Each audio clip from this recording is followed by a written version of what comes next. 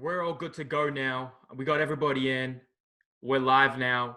And I'm going to direct each question to each of you. Because there's a lot of us in here. I want to, take as long as you need on the question, but try and be, cognizant of the time, because there's a lot of us in here. We've got a handful of questions, and we'll have questions from other people. Try and keep it to a couple of minutes per question if you can. But at the same time, I want to allow you guys to speak as much as you need to. So the first one off the bat, I'm going to go Woody, Karl, Ryan, Lockie, Sean, Amir, in that order. To start off, and you guys can think about this as we go. How do you think this situation with the pandemic, COVID, is changing and will change the state of the industry and the direction it will be heading that people should prepare for? Me first? Yes, sir. Well, you've got to evolve, really. I mean, I think Karl was saying before that you have to be able to evolve with the times. And I think that we were going heavily towards online. If you look at what we're doing in terms of educational resources, our ebook, our PDFs, our online video series, we're heavily moving towards online. Now, that's not to say that our whole business is going to be online, because it's not. But I think that this is going to change where coaches, where businesses are going to have to be a lot more smarter with how they market towards certain demographics. And I think one of the areas that we haven't been the best on, which we are improving, we're getting a new website. I don't know about the other. I've seen Lockie's and Karl's website, which is real nice. You have to have a decent website. I think that's something that I've talked to you about, Alex. I mean, you did my first one, really proper one. Yep. We're going to have a good website. We'll get a fair bit of traffic through there. So you've got to start looking at online. You've got to be a lot smarter with how you're going to market it. So I think that's where it's got to go, because if you do not do that right now, you're going to be lost. And because it's such a flooded industry, you have to, not saying that you kind of have to specialize straight away, but you've got to be working towards what is your niche in the market. Okay, you can't just come out of a degree in exercise science and say, I'm a physical prep coach, I'm a high performance coach. It doesn't work that way. I think everyone in here can attest to that. It takes years to accumulate the knowledge and the training experience to understand how to train athletes. It's okay at the start to say you're a generalist and then work from there. Because I think a lot of kids these days, they're coming out like an exercise science course or a master's course, and straight away they call themselves a high performance coach. I think you've got to earn your stripes for that. You've got to develop, and you've got to kind of work towards the niche that you want. So I think it will change. You've got to change with the times, though. All right. And boys, also, if you guys want to chime in and like have chime in on what each other's saying, please feel free to. Don't feel like this is a stock standard, one person goes at a time. We can keep it fluid like that. That was very concise. What do you got at, mate? Yes, that's incredible. Blow out, to be honest with you. Yeah. Thank you. There's so many of us. I'm not going to carry on for too long. So. Woody's like, and I'm done. I'll catch you boys later. See ya. See you guys. See ya. I'm off. See ya. Who's next? Yeah, you might have to who's next? Yeah, no, I think I'm next. Yeah, go ahead. So I think two things are going to emerge. Yeah. I think what we're going to find is our demographics will polarize, will diverge in a sense. One group is going to find that they're a lot more autonomous and probably actually want to stay with more autonomous training systems, whether it's online, whether it's at home. I reckon what we're going to find is a whole new market probably want to stay at home and probably get a lot of enjoyment from that. And I think a business model will probably have to try and capitalize on a new autonomous market, a market that wants more online-based support, more mentorship through their training process, rather than the face-to-face side. So I think that's going to fast track. This COVID thing has fast tracked online in that sense. But then I'm going to hedge my bets and say I think it's going to also amplify the people who absolutely need accountability and need face-to-face connection, need a routine of going into a gym and getting coached, and will be willing to pay for that. I think those two things are going to become really, really apparent over the next, say, 6 to 9 months when gyms can become operational again. Because what we're at least seeing across our population, some guys are loving training online. You've got a lot of more free time. Probably guys like us, like I think all of us probably are in better shape now than we were 3 months ago because we've got more time at training again. We've found love for it, certainly in my sense. Flex and there will. I've been doing it all week. Yeah, look at that. And the guns back, boys. But then there's going to be another group, and there's going to be the athletes who maybe lack a little bit of confidence, lack a little bit of self-belief, needed us, and maybe took us for granted. And they're going to need us so much more, because all of a sudden we're getting a lot of feedback from a lot of the athletes going, fuck, I just cannot get out of this cycle of just negative behaviors on negative behaviors on negative behaviors. I can't train. I can't even put my boots on without you guys. So I think we're going to need to capitalize that. And to finish my point, when we come out of this, we better value ourselves fucking properly. Yes. Because we cannot be charging $50, $60, $70 a week when we now show just how much value we bring to the table. We have gyms that have exorbitant overheads. And me and Lockie and all of us, we know that. But we constantly sabotage ourselves and not realize just how valuable we are. So I hope on the back end of this, and to answer your point on that final part, how do new PTs enter the industry and prepare to adapt, not just survive, but thrive? Yeah. There needs to be a reassessment of what we bring to the table, because the problems we solve are massive and we haven't valued those properly. And I think COVID's really amplified the actual true problems we solve. We don't solve programming problems. We don't do it. That's what fucking online blogs and the $5 programs do. What we actually do is create the systems and the accountability and the structure for athletes to actually achieve what they want. And we better pay attention to that, because there's going to be a huge opportunity to capitalize that on the back end of this. Yeah, I'm going to jump straight in on that, because I think I'm next anyway, but you've literally just stole my entire, what I was going to say there. So thanks for that, mate. But yeah, the valuing on, what we actually provide is essential going forwards, I think. Like, we are much more than guys that write programs and teach people how to do exercises. And again, there are guys that can do that. And there's also this big chunk of people that didn't realize how important the coaching aspect was versus just coming into a gym. So I've been saying it a lot lately to a lot of our guys, like, you guys were never paying for a gym space. You guys were paying for the guys in the gym space to coach you through that and solve your problems. And I think that's something that's really been amplified during this time. Agreed. Who's next? Is it me? It's you, Lockie. Oh, right. Jumping in. I'm used to being last with the W at the last name. I probably won't continue down Karls' path, because I couldn't agree more, and we've had this discussion before, but I think that the amplification is something that that is a massive part for people that I think might miss it, because I agree. I think there's going to be a lot of online stuff. I think that avenue is going to be big, but by the same token, I think the amount of athletes that I talk to that just freaking can't wait to get back to some routine, to the gym, to everyone around them and stuff like that. It just shows how important we are and how important facilities are. And I reckon as a coach, I freaking hate online stuff. Like, I hate it. I hate not being able to be there with athletes. I hate not being able to change things with them when I see it, palpate things, feel things, show them things, adapt things. Like, it's just not the same. And anyone that says it is has lost the plot. So I think it's something that we still need to capitalize on and push forward. But I think probably coming more around that PT entering the industry and what Christian was saying as well, which is so important. I think, I've always said that I think a good strength and conditioning coach is a generalist with an interest, not necessarily a specialist. And the old saying of a specialist, someone that knows more and more about less and less until they know absolutely everything about nothing, I think is a little bit tongue-in-cheek, but it's a really good way to look at it, that when people start to nut down, they do pigeonhole themselves so much that they can't adapt, they can't step laterally. And I think in this day and age, especially what's happening, like speaking to all my mates that are being stood down in pro sector, or performance managers that are now they're taking pay cuts, they need to be generous. You're going to have the likes of people like Darren Burgess, who's been to every big club in the world, who's now going to be, in the grind of it and not doing the performance managerial stuff as much. He's going to be on the gym floor. He's going to be on the field running around with players. Not that he didn't do that stuff anyway, but he's going to be in the trenches more than he ever has been, because he's going to lose 2 or 3 staff.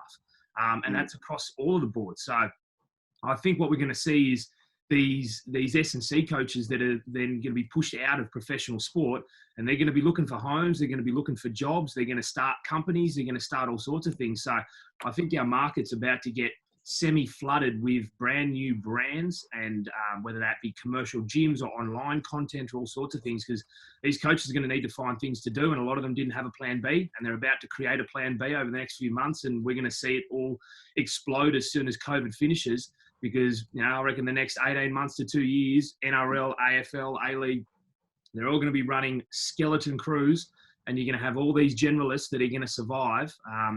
But to Woody's point, you do need to find an interest. You need to set yourself apart and be known for something. But dear God, you better make sure you can do everything else as well. So I think the PTs entering the industry, find an interest, do what you want to do, chase what you love. But just because you love sprinting, you better know how to write a conditioning program.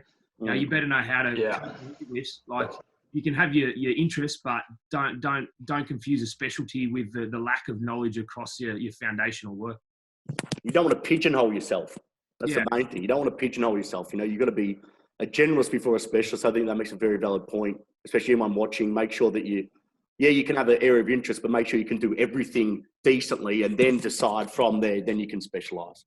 Yeah. I mean, at the end of the day, you never know who's going to walk in your gym anyway. So you could say that you're an AFL specialist, but you may have someone coming in who's from swimming, for example, who wants to get some stuff, and you've got to learn to adapt to that. Yeah. Yes. Australia doesn't have a large enough population that you can consolidate so heavily into one market. Correct. Yeah. Correct. Yeah, 100% true.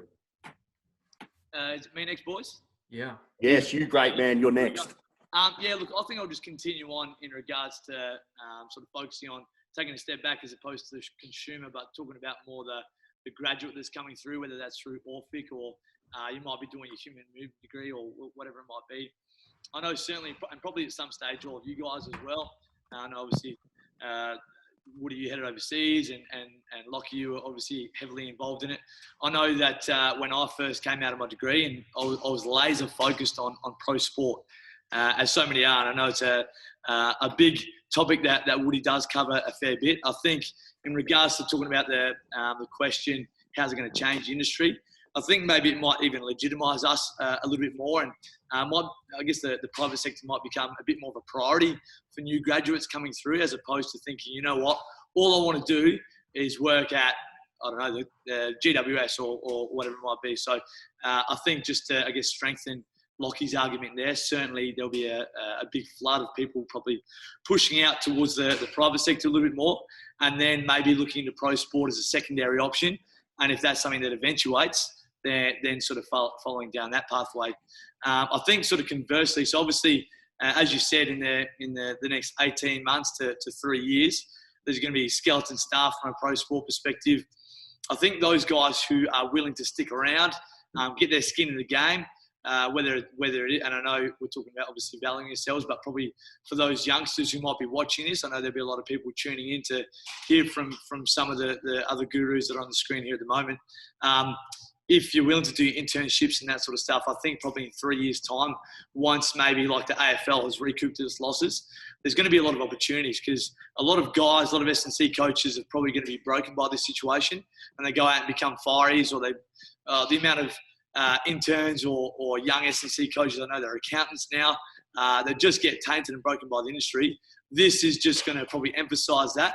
And in 2, 3, 4 years' time, maybe when everything's been recouped and they're reinvesting and realising that that the physical performance is really important, and that your Burjos of the world can't just keep juggling everything, they're going to burn themselves out. I think there could be some really great opportunities for some of those youngsters. So I think for anybody who is watching this discussion, really have a think within yourself, or maybe write it down, some pros and cons. Where do you see yourself, or what is your ultimate goal? What is going to pay the bills for you? What's going to, keep food on the table? And are you willing to have some short-term pain for some long-term gain? Are you still living at home with mum and dad? Maybe in that situation, there is an opportunity there to offer your services with a pro sport team, and eventually get that opportunity later on down the track. But just understand that probably if you are looking to really create a career that's going to pay some dividends at the moment, probably the private sector is the way to go. So I think that's probably in the short term how how this situation will change industry. Well said. Clear and concise, Sean. Thanks, mate. Yeah. Good from you, Shauna. Amir, what's your 2 cents? All right. So my take on this is exactly to segue from what was just said. The private sector is going to prosper in that regard. I'm optimistic about all of this. So as far as the fitness industry itself is concerned, big gyms are going to probably suffer in some way, and they're going to have to restructure and run leaner, and maybe even change their business model, maybe entirely on some of them, because they have been the ones that have been the most rigid and haven't been able to adapt quite like, for example, us. So online resources will surge. There will be more of a need for that, for sure. And many of us, pretty much all of us, have some kind of an online thing going. And I agree with Lockie in the sense that online training is just not the same as face-to-face, because you can see things, you can see different angles, you pick up on things that you just would not see on the video. But maybe that's a good thing in the sense that it now forces us to come up with new ways to do it, new technology to do it, new methodologies to make it better, at least. Maybe still not the same as face-to-face, but better than what it is now. I think face-to-face will still be around. Not only do I think it will still be around, I think it will have a huge rebound when all this is over. I think that we will see massive influx when all this is over and everything returns to normal. And both for a general sense and for a specialist sense, people who were members of places like the types of places, facilities that we run, that has a great culture, that has a great equipment, that has just a great feel and a vibe, they miss that. And I think we can all see that right now. And going back to what Karl was saying, we need to be charging what we are truly worth. Look at the mental health aspect of things right now. Forget about the training. They are now, like a lot of these members are now unable to be around their mates, their coaches, the people that they spend so much of their time with. Sometimes we see these members more than we see our families, you know. And just I mean, I do. I don't know about you guys, but that's how much they mean to us. And that's how much we mean to them. And I think that's being magnified now more and more in a case like this, where a lot of them have the means to get equipment. It's not about the money for them. They've got the space to put it in their house, but it's just not the same. Motivation is not there, and they really need that coaching, preferably face-to-face coaching. It's human nature. You want to belong physically to a tribe, to a place. You want to be even led by somebody in a certain sense, right? So I think certain niches are going to emerge. I think even certain totally new businesses, just completely different offshoots. Some things that didn't even exist before are going to come out of this, and it's going to be interesting to see who's got the brains and the balls to go ahead with that and roll the dice to see if it works. And I think that those who aren't really serious and were never really serious about running their own place, their own facility, are going to disappear. Yeah. And they're going to realize that this is not a game for them. And they're going to want to get some sort of they're going to want to work for somebody, right? And there's nothing wrong with that. But not everybody needs to be taking the risk to open their own facility. It's not for everybody. But for the people who do take the risk, they should be rewarded accordingly. And I think that's very important. People don't realize how much stress it is, how much risk it is, how much crap you got to deal with. We keep quiet and just do the work in the background. People don't know, they don't see, and they take it for granted. So moving forward, for all of us, I think it's going to be all of our facilities version 2.0, you know, and even within ourselves. So I'm optimistic. I think that a lot of good change is going to come, and I'm looking forward to it. Sorry to jump in. Just on this, we all wanted to. Love it. I was just going to say. Go, Oh no, Karl. Here we go. We're going to do. I was just going to say, and this is just sort of like a little question for, I guess, everybody. Sorry, Alex, I don't want to take over your role. Please, no, go. I just wanted to, obviously, fantastic. Seems like there's a lot of optimism and things are going quite well for everybody, which seems fantastic. One of the things, I guess, that we've been thinking about preparing for, and I'm not sure if you guys have any strategies or what your thoughts are on whether this is actually something to be worried about. But say, for example, we come back and obviously everybody's intentions at the moment are fantastic. We're getting lots of messages and guys like whether it's people that are still continuing to train along with us in regards to programming or online or whatever it might be. When it comes to coming back into the facility, the economic impact that the economy is seeing at the moment, probably us as a non-essential service could be one of the first things to be cut, and all of a sudden have a big drop off in either athletes or members or clients who can't afford anymore. Have you boys sort of thought about that much at the moment, or are you stressed about that too much? Do you have any processes in place? Yeah, I'll take that question. Ultimately, it's never going to be about the money. And I say this to obviously us, but I also say this to everyone who's listening. It's never going to be about the money, because even in these times of crisis, the people that have a clear understanding of their value systems, and for us, you know, with our athletes, their sport is very high up in their value systems. They will find a way to make it work. And we can't let our limiting beliefs around our financial position and even maybe our financial hardship when we have to start paying rent or any of those types of things start to sabotage our need to solve the meaningful problems that we can solve. As Amir mentioned, we solve incredible problems. And thankfully that has been amplified and highlighted now that everyone's alone and left to their own devices, and a small portion are thriving and the majority are not. That's the problem that we solve. So when things open up again, we need to make sure that we're communicating that we solve that problem specifically. That problem specifically. It's not about the program. It's not about the fucking performance testing. It's not about any of that. It's actually about this unique sense of belonging. Yeah, that is what it is. Culture. And it's what we have to communicate. So I think us as gym owners, and by the way, just on Amir's point before, look who is winning right now. It is the guys who took the risk, the entrepreneurs who are winning. We're all adaptable enough to create solutions quickly and a problem solve quickly. And these big bloated fuck off corporations are going, fuck, what do we do? Yes, Karl. What do we do? Yeah. So, you know, for this PT who's going, what do I do? Should I go down the pro sport route and try and satisfy some bloated large corporation, or take the risks myself and create something for myself? If you ever needed evidence that risk taking and skin in the game and entrepreneurship was your course of action for creating a lifelong career in this, well, you have it. COVID.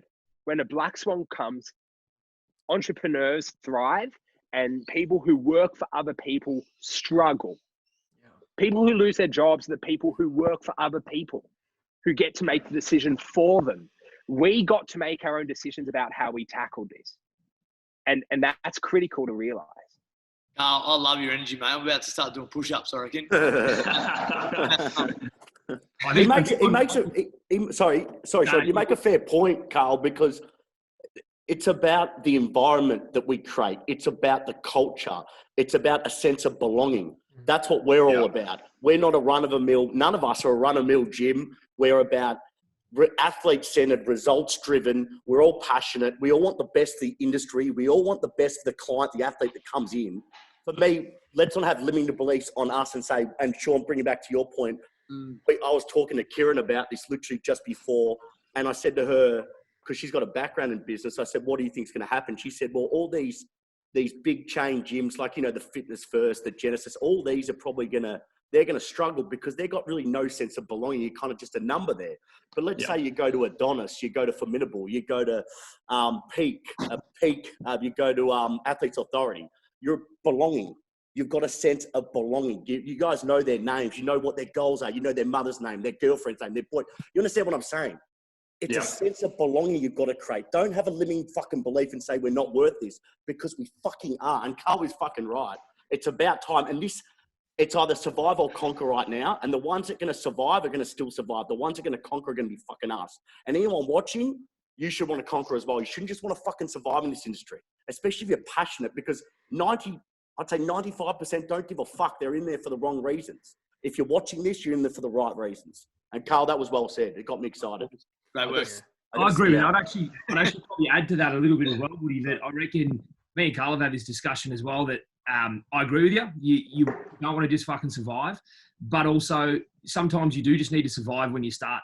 Like we were having this discussion, like if you've just started a business and you're 4 years in, fucking surviving's winning. That's great. Well done. Like, don't get down on yourself if you're not conquering and you're 3 years in. Like it takes a long time to build up. So me and Karl had a discussion before when Lift Performance went under.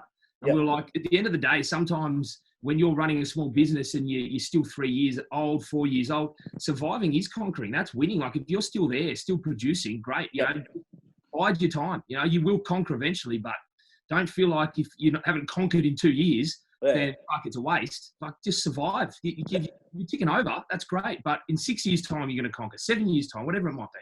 Just chip at it. No, I agree 100%. 100%. You got to keep building away in the background. And sometimes not making the $1 million or whatever like that isn't a realistic goal in the first place. Like if you thought that at the start, don't do it. Yeah, you got to be realistic with your goals. And I think what Lockie says, 100% true. Yeah. If you've just started, don't expect to be conquering. Don't expect to be making heaps of money. It's okay. Just surviving. What Lockie said, 100%. Just chip away, and it might be after the 7th year, it might be after the 8th year, it might be after the 9th year, but make sure you keep chipping away at it, you know, and you will get there. But don't expect after the first, second year, you know, even surviving, what Lockie said, 100%, surviving is good, very good. Yeah, and don't compromise those values that you started out with. I think it's something really important, because a lot of people will get to year 3 and start going, why is this not taking off the way that I wanted it to? Yeah. And then they'll start looking for shortcuts and stuff like that. And that's when your name goes in the toilet, and then you just spent 3 years doing absolutely nothing. Yeah. I'm also a little bit, you know, we talked about big businesses, we talk about us, and we refer to ourselves as small businesses, but I like to think ourselves as just agile businesses.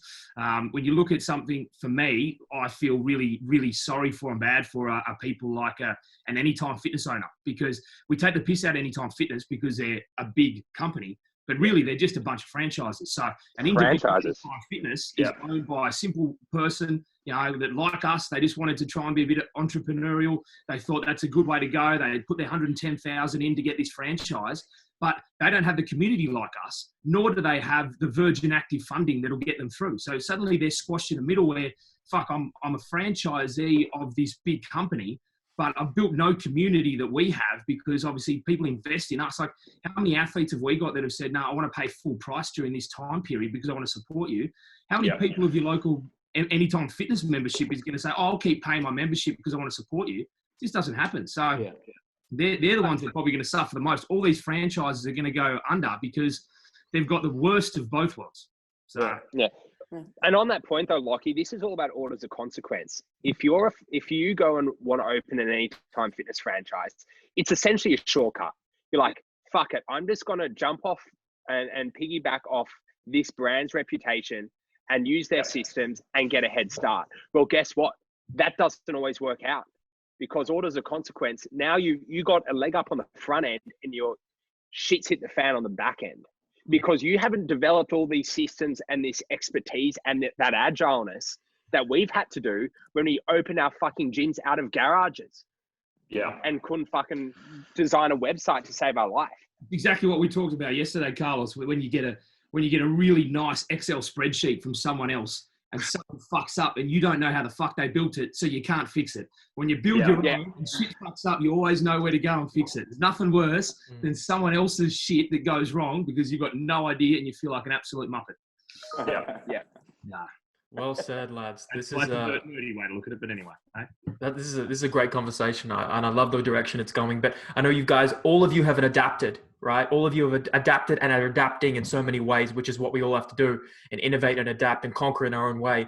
But a lot of, from an individual level, clients, athletes, just the average person is going through a lot of struggles, right? And a lot of weaknesses are being highlighted in our character, in our businesses, and as coaches. And I want to talk about, and I want to highlight and humanize and give people an opportunity to learn from those weaknesses that have been highlighted during this period. So what weaknesses and flaws have been highlighted with all of you as individuals, as coaches, and as business operators that people can learn from? Wood. Say that again. Sorry, Alex. Are you talking about insecurities? It could be an insecurity, a weakness or a flaw that's been highlighted during this time in you as a person, as a business operator, or as a coach. Oh, well, I think you know my story in terms of being burnt by people. I think that kind of came into play again. I thought, well, fuck, this is just another issue that I've had with business, mate. I've thought so many times, and I'm sure most of these guys as well, as just giving up. It's not what Amir said. It's 100% true, and what Karl was saying. It's fucking hard. It's not easy. Don't think, if you're watching this, don't think you can just create a brand that's just going to happen, because it's not easy. And I've got, like anyone, you grow as you get older, you get more experience in business. I don't know about the rest of you guys, but I had no business experience creating a brand. I just kind of went for it because my passion is coaching. My passion's never really been business.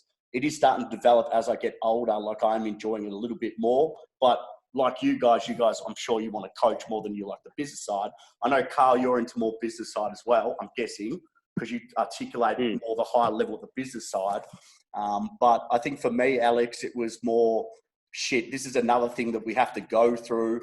But I guess as the time went on, I looked at the silver lining behind it and said, okay, well, instead of looking at this negatively, let's look at this positively. Let's start doing things we can control. I'm a guy who always says, control what you can control, release what you can't. I can't control this COVID-19, when they're going to allow us to open, how long it's going to go for. But what I can control is my actions and what I can provide, the services I can provide within reason to my platform that I have. And I think that's the ability to adapt. So I was a bit worried about that at the start. Like anything, business is like this, everyone. It's not just up. It's not linear. It's just up and down like this every day. And you've got to be able to adapt with it. So I think for me, it was like, shit, this is going to happen again. It's the monetary thing. It's the financial stress that you go through, like Amir said. Obviously, I'm involved with my family with this. So with my old man, my mum, and Kieran in the background here, and my best mate, Brad. So it is a stressful time, but like anything, you've got a silver lining behind it. And I think we've worked through it. So that would probably be my thing, is just thinking about the negative side of the financial strain of it. Karl? Look, I probably can speak for all of us and say, when this kind of first dropped, when we found out on that Saturday or Sunday that gyms would be closing on Monday at 12 p.m. or whatever it was, I'm the first one to admit and that I had absolutely no fucking idea what we were doing. That week was fucking chaos. And I know you guys have mentioned, look, I do kind of attach more to the business side, only probably because I've got Lockie. That's probably a gift that he's given me, is that I can do the business side. Lockie, the gift. The gift that keeps on giving. The gift that keeps giving, mate. I'm not even wearing pants. I've just got a jacket on. That's the gift.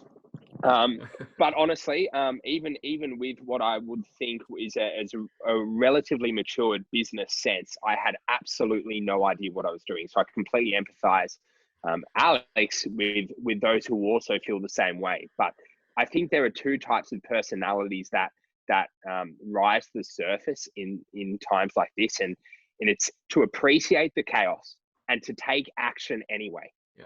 You have to take action before the outcomes can emerge. And you don't know what's going to fucking happen. And you don't have the time to sense what's going to happen. You just have to go. So on Monday, 12 p.m., we essentially decided we'd close the gym.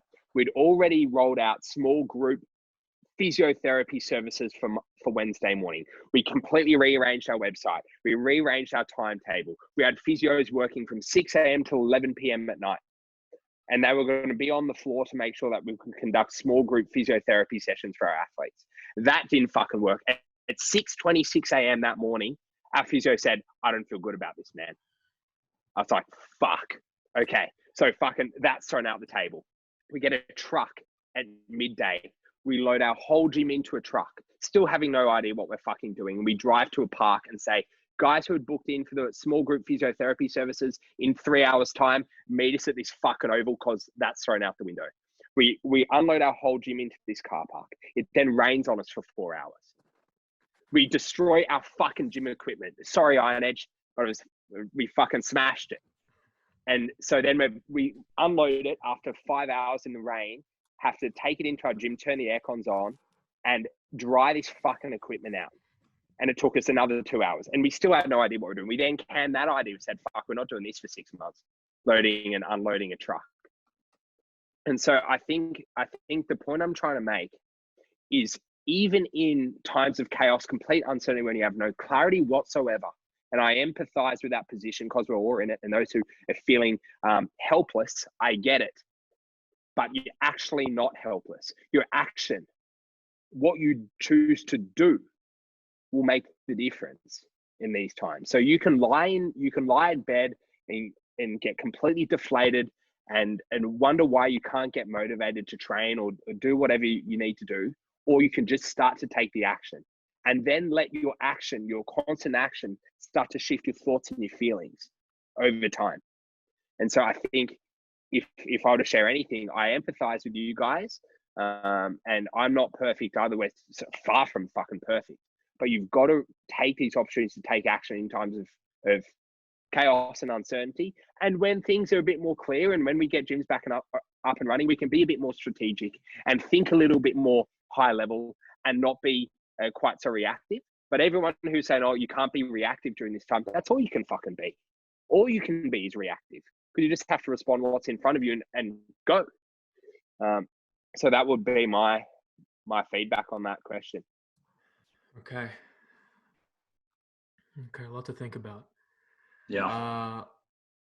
Is it Ryan? Ryan, I think. Yeah, go ahead. Yeah. So what I'm going to do, I'm just going to tell you guys a little story, and the story begins with kind of a bit about how FSC works or Formidable works, and we've got like you guys are athletes before already. We've got myself, who's more on the coaching side, and then we've got Simon, who's the guy who makes sure all my crazy ideas either work or he can tell me that I'm an idiot. Okay. So as a coach, I'm always looking forward, and I'm always pre-planning stuff that might happen. And so I'm adaptable to the situations that might turn up. So 2 weeks beforehand, when this COVID stuff, before the gyms got shut, 2 weeks beforehand, we were looking at it going, okay, this could get bad. What we're hearing could get bad. Don't want to buy into the fear mongering, but let's make a plan anyway. So we already started implementing online stuff. And then we had some guys, and a week went past, and some guys wanted to start social distancing. So they started going, so we're like, okay, sweet, you're our trial run now. So you trial this out. Then before the gyms got closed, I was down south with my family because I'm from Bunbury. I'm in Perth. It's about a 2-hour drive. You now can't get to Bunbury. So this was the last time I saw my family. So we were like hanging out down there. It was my mum's birthday or something like that, because just in case. And we turned the news on at like 9 o'clock or whenever it was announced, 8 o'clock. And it was like, gyms might close, gyms will be closing tomorrow. And I was like, holy shit, we've got it. So rang Simon. I was like, are you seeing this? He was like, nah, it's 8 o'clock. I'm pretty much in bed by now because I'm getting up in the morning. I was like, look, I'm driving back to Perth now because I need to help people. I need to get there in the morning so I can help as many people as we possibly can. So me and my girlfriend jump in the car, we drive back, we get home. But what I'm trying to say is, like, as coaches, one of the best skills you can have is being able to see or being able to adapt to situations that might occur and being able to kind of predict things that might happen. So for example, if you know that there's a block coming up that's going to be huge, you adapt accordingly for that, stuff like that. So applying those skills into business is really important, and having someone you can rely on to help you implement those ideas or bounce ideas off, I think is also very important. I don't know if I'm answering the question here, but that's kind of where I'm going at. I think that to highlight the point, it was clear what your priority was. It was clear that your priority was your gym, and you had to quickly change all your plans on that day and head back home. But yeah, we work on a fear of helping people as much as we can, no matter what the situation is. So we were like, okay, we had a meeting, and we're like, look, Simon's like looking at me like, God, here we go again. I was like, look, we need to have a plan just in case. Yeah.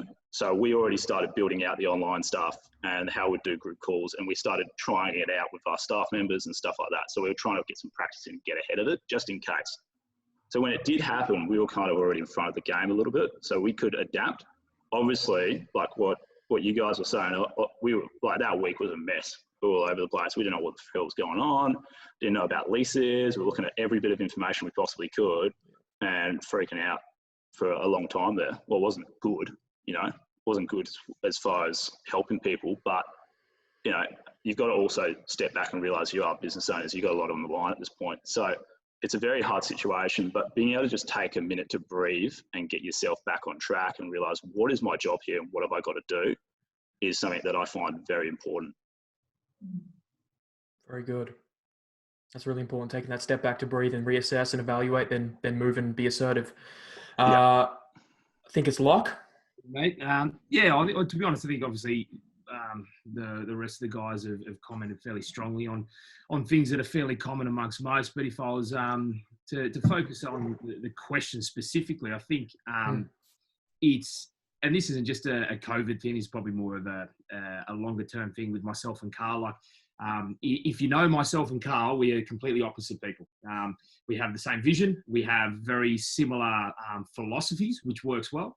But when it comes to actions and humans, we're quite different, which is exactly why I think we work so well together, because 99% of people that start gyms are on the gym floor with a mate. You both have everything in common. How good are you? Let's open a gym together.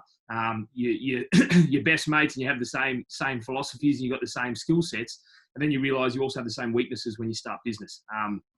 And so I think the combination of us works quite well in the fact that I am someone that likes to review, perfect, make sure everything's 100%, then release something. If it wasn't for Karl over the past 3 to 4 years, I would be nowhere near where I am at the stage of anything being released publicly, because I would have always had a fucking excuse why this isn't good enough, this isn't clean enough, blah, blah, blah. And, Karl's of the opinion, fuck it, let's just get it done and get things out. Let's get this done. Let's keep moving forward. And I think the reason I'd say that is because it's the old adage of perfection is the barrier to progress. And I think when things like this happen, whether it's COVID, doesn't fucking matter, it could be anything at all, that I am certainly the type of person that pauses to try and make sure things are just, everything's accounted for. And I reckon that hesitation can get you stuck in these things. So I think with having Karl there going, fuck, we just need to do this, whether it's perfect or not, the action is what counts, not the perfection of it. And to be honest, it's funny that I think the UK government came out and said exactly the same thing, that, any action's better than no action. It's sitting around waiting for the perfect plan. We just got to start acting. And I've been learning that more and more over the past few years, working with Karl and in Athletes Authority and stuff like that. And COVID is that perfect example. We just action.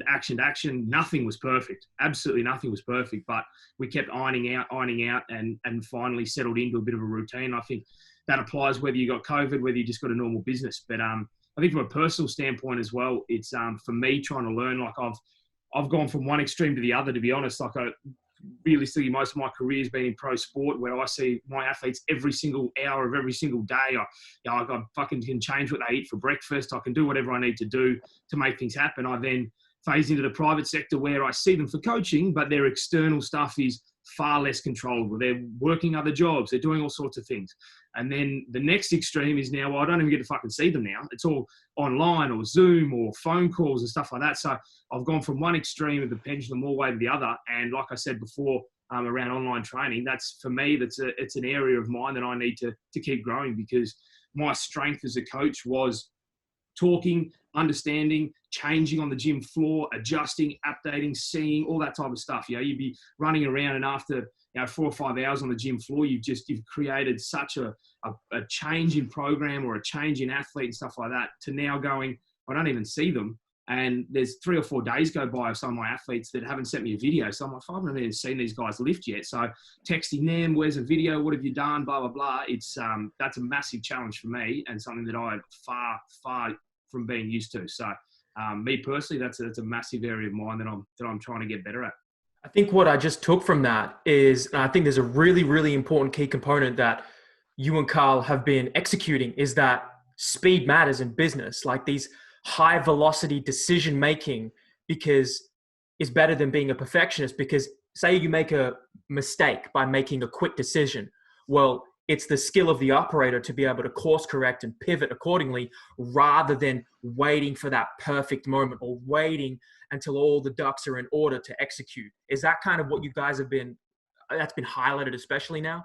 Yeah, without a doubt. I think there's no point just being a maverick and just roll and shot with every idea you ever have. But I think that's where we balance out quite well, because we can have 1,000 ideas between us, but the partnership creates that filter, and we have a really good balance of that calculated approach versus that just intelligent, speedy decisions for pivoting that ultimately we come out. Hopefully, anyway, we'll wait and see if we survive over the next few years. Who knows? But just to make sure that we're making the right decisions. Is that a question though? Like, I'm gonna make a detour before we get to the other guys.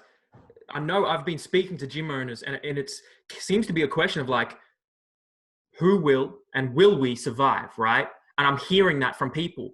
In my head, I know I would know the answer for me, but is that a serious business decision of like, we don't know how long this is going to take.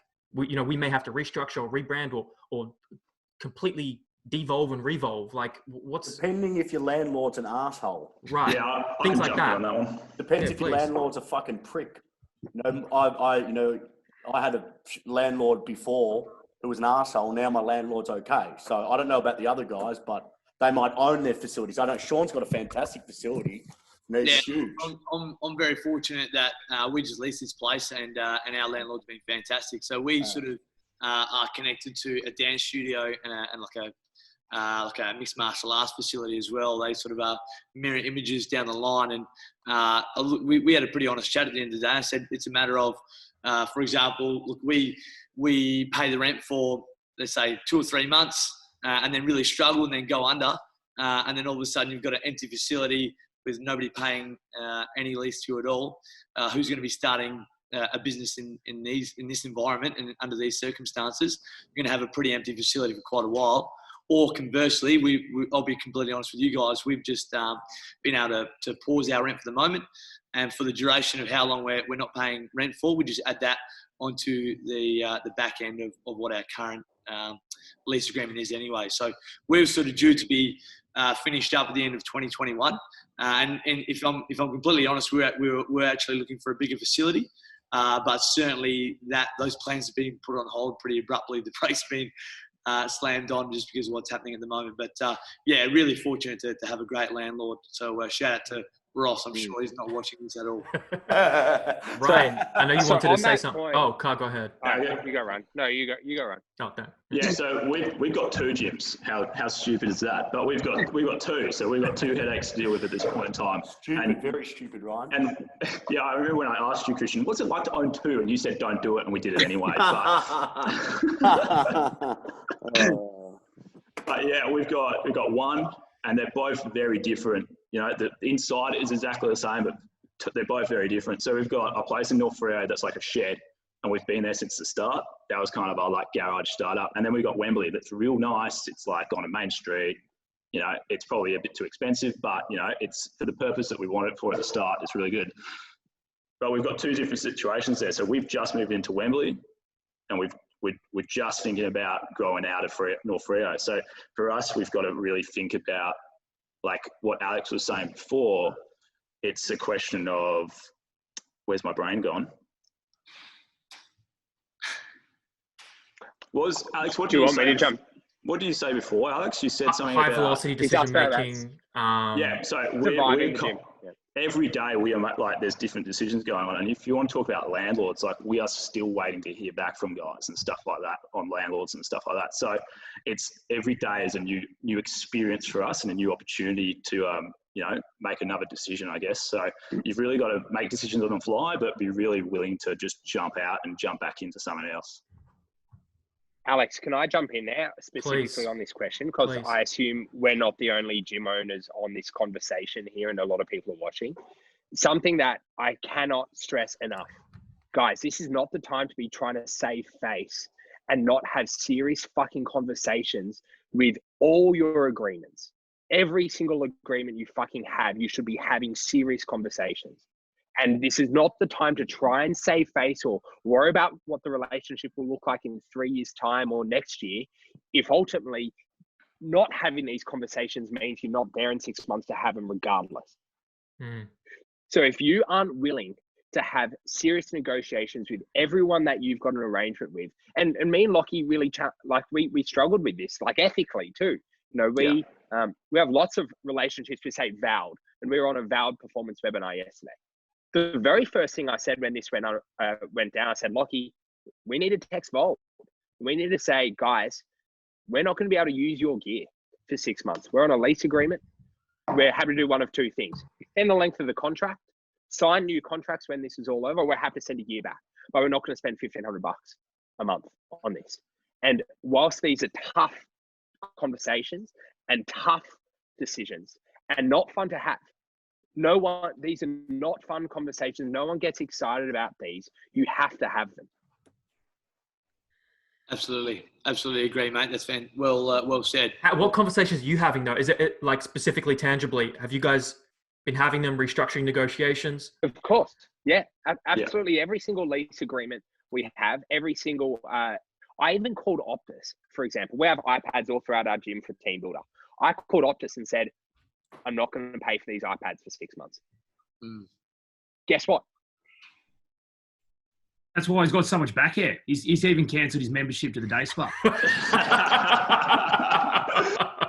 That's gold. That's what we give up for our company, you know?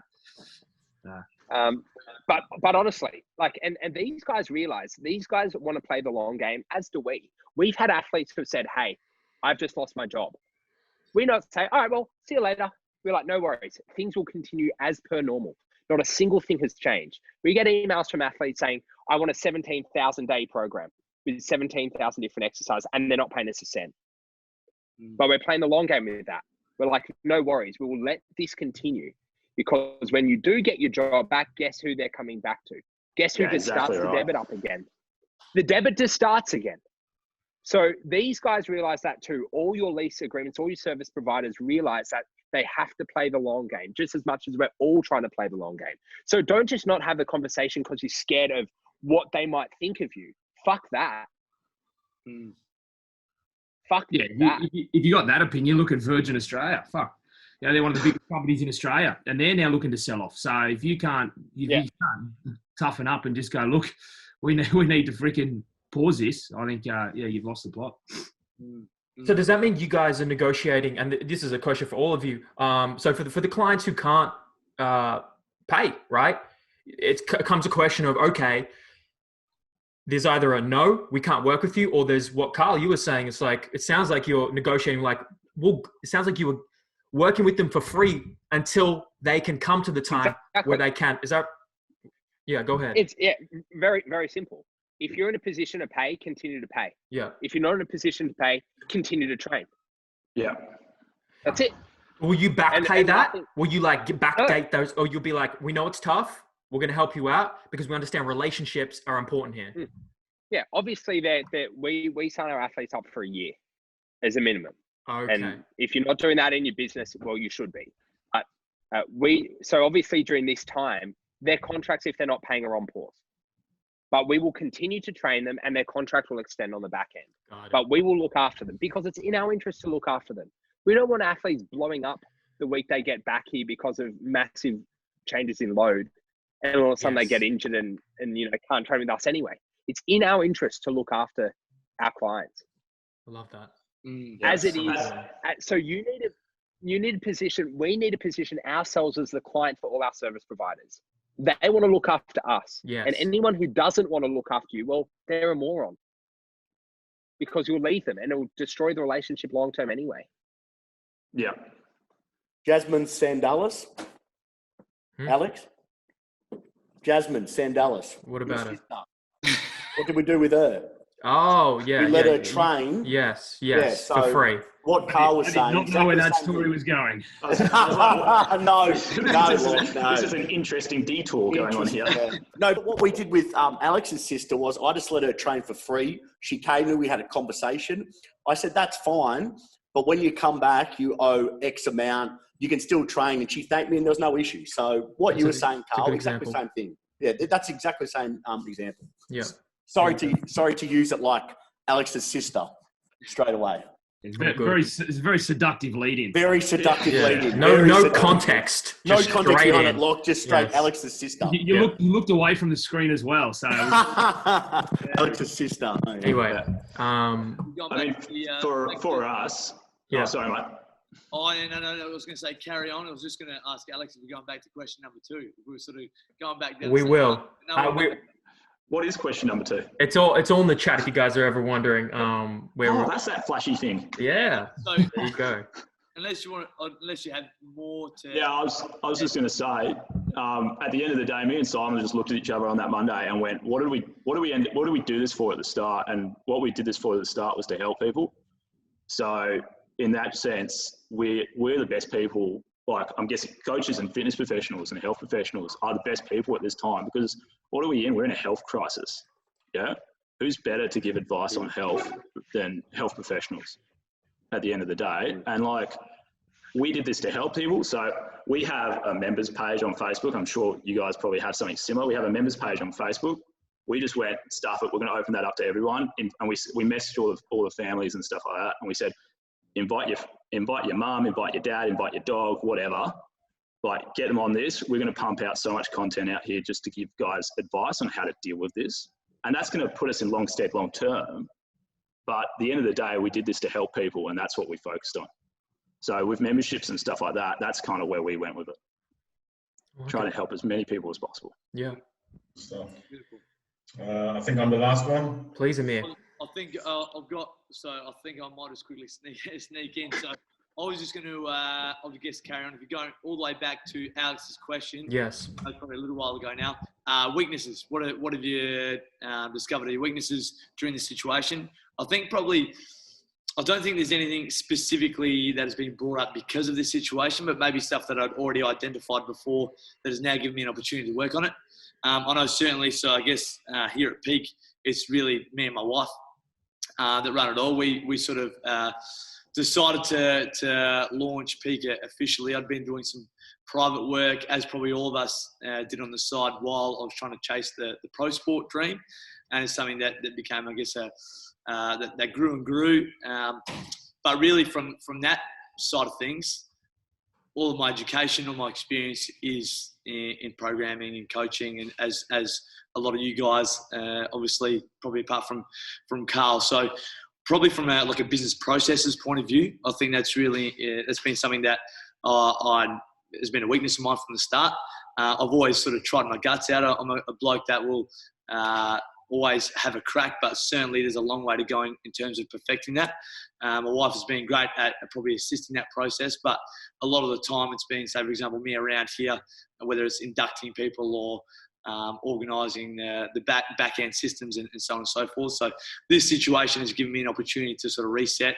My mother-in-law has a lot of management experience behind her as well. So trying to draw on her as much as possible and use this time to really nail those. So when we come back, everything flows really smoothly. And probably from a personal point of view, just finding that time to, and like you guys as well, I think there's a type of person that it takes to create a business, especially one like this, and just switching off, just trying to find some time to switch off, I find really difficult. Prior to the situation, I'd find sort of like your morning starts at 5 a.m. with your first sort of either athletes or clients or groups coming through prior to work, and then that sort of flows through to maybe 10 or 11 o'clock. from that time onwards, you quickly grab a bite to eat, you're smashing out emails, and then I guess I'm in the unique situation as well. That look, I don't know if there's anything to go back to, but also work part-time at the Adelaide Crows Footy Club as well, running a strength program there. So I would sort of head off there in the afternoon, and then your dad finish up at sort of 9 o'clock. So now, at the moment, you can squeeze everything from sort of 5 a.m. to 1 p.m. and then you sort of sitting down at the end of the day, like looking at the computer, thinking like, fuck, I feel like there's something else I need to be doing. Like you just can't relax. So finding a way to just sort of maybe switch off a little bit. I think that's only going to make me a better person, a better coach, a better family man, a better businessman, in regards to just having that time to take a step back a little bit and enjoy this time away from some of the chaos and make sure everything is as sharp as it can be when we get the go-ahead to go again. Love it. Amir, you've been quiet for a while, my friend. Please. I'm listening. I'm picking up some very, very valuable lessons from everybody. Absolutely. So with me, I'm somewhat lucky because I've served in the military, and I've also worked the doors in King's Cross for a couple of years before I did all of this. So I'm used to and have some training in dealing with high stress environments. In fact, I like it. I like high stress environments. I love competition. So with that being said, like a lot of stuff that happened, I was proactive about in the sense that I was a few days or even a few weeks ahead of what was going to happen and could potentially happen. But again, some stuff, not everything, some stuff was very much reactive. But luckily, as you guys mentioned before, we were quick to move, and that's very important. Something that was brought up before in the sense of speed of execution and implementation, that's what's important rather than trying to be perfect. So when news came out about the closure of gyms, we sent out a mass emails and also mass messages as well to our Facebook groups. And within 24 hours, we were giving out equipment to our members for them to be able to use at home. Why did we do that? I didn't care about the money aspect. That wasn't it. They were going to support us anyway. I already received so many messages and emails of people saying, please continue. I mentioned we wanted donors to be there when this is all over and so on, which, by the way, I'm greatly, forever grateful to all the members. Even the ones that are not in a position to continue because they lost their jobs or whatever, it doesn't matter. They're still training and they still have access to equipment. So because it was important that they continue their training, I mean, it's just a different situation. That doesn't mean you have to just collapse and cry and stop operations. You have to adapt to what the operation is, what the newfound situation is, and you can still get people to train at home. In fact, we've got some awesome training going on at people's garages and stuff like that. They're sending me videos, they're in constant communication. But in terms of answering the question as to what were some of the weaknesses that came out, or some things that were just not the way they were supposed to be, I guess, that were more highlighted because of this, due to this. I think this is something that pretty much all of us share to some degree. I like to be in control of almost everything, and so I was doing a lot of the stuff myself instead of delegating stuff, instead of prioritizing stuff. Maybe some stuff that could wait or didn't need to be done to as much of a degree, as much time being spent on certain things. But instead now I've been able to execute and launch some very important projects to me that have always been like, I'll do it next week, I'll do it next week. But now I'm well and truly into it. And in fact, probably by the end of all this, it will be up, ready to go, ready to be delivered to the greater public and for them to use, and obviously our members as well.